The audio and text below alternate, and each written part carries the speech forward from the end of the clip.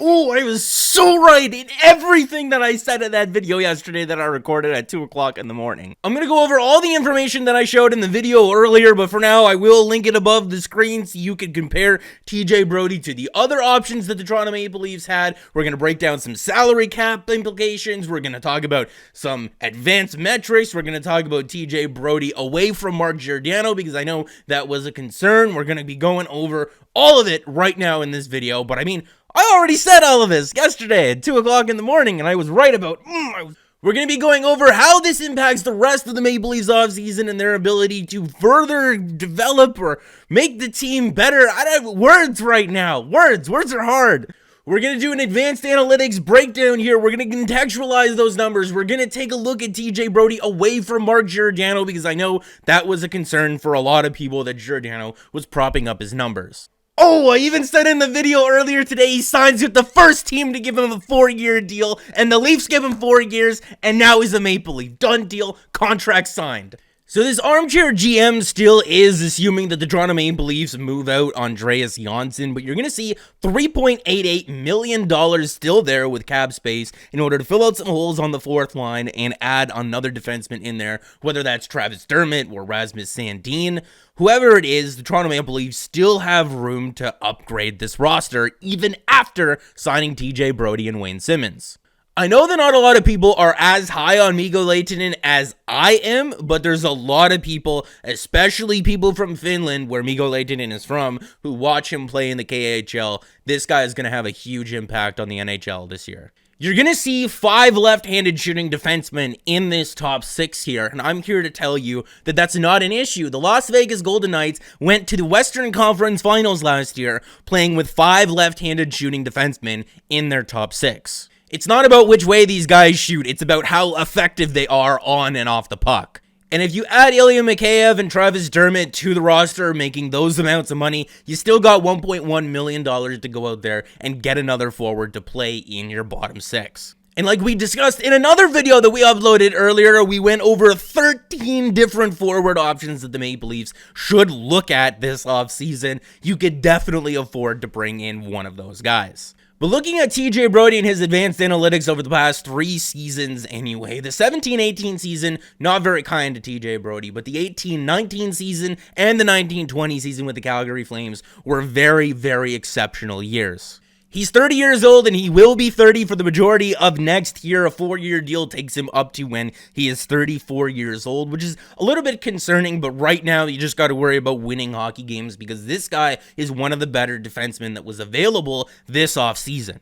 And yes, he shoots left-handed, but he plays on the right side. When we're looking at different deep pairings that TJ Brodie played on this past season, everyone's saying that Mark Giordano really propped him up and he's the only guy that he had success with. But really on this list, the only deep pairing that did not control the majority of the expected goals for when TJ Brodie was on the ice was when he would played with Travis Hamonic. Other than that, the numbers are fairly similar. TJ Brodie was good without Mark Giordano. This is a top 4 defenseman, and I mean, how can you spend $5 million on a top 4 defenseman that plays on the right side and not play him with Morgan Rielly? I mean, Morgan Rielly has suffered long enough here in Toronto, playing with a dumpster can after dumpster can. He gets Ron Hainsey for a couple of seasons, but I mean, Ron Hainsey was a quality defenseman, but by the time he got to playing with Morgan Rielly, he was already a dinosaur. I don't know how they're going to split it up right now, but as of right now, the Maple Leafs' top 3 defensemen are Jake Muzzin, Morgan Rielly, TJ Brodie, and then they got a couple of guys who need to prove some things. But I think a top 4 of TJ Brodie, Jake Muzzin, Morgan Rielly, and Mikko Lehtonen, I think that's above average when you look at the NHL.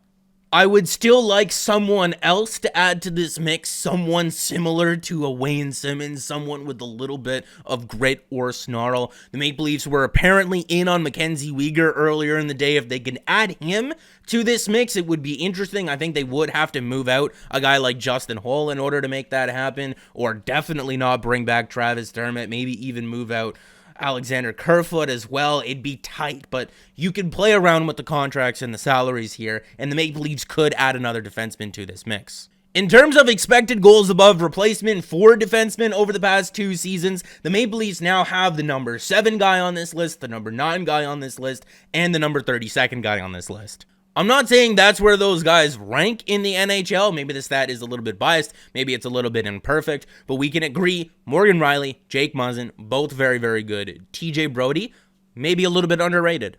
When we're taking a look at his zone starts from this past season, he played in a little bit more of a defensive role, but still had a positive CF percentage relative to his teammates. This is the guy who's averaged over 20 minutes a night for the last 8 seasons. He's a horse. This is a top 4 defenseman. And look at that. He's over 6 feet tall at 185 pounds. It's going to be interesting to see what the Maple Leafs do after this move because they do have to take care of their RFAs. But like I said, they were interested in Mackenzie Weegar before signing TJ Brodie. I don't know if they'll still have interest in Mackenzie Weegar afterwards. Apparently, they were in on Corey Perry before the Wayne Simmons signing was announced. Maybe they'll circle back on him in a couple of days.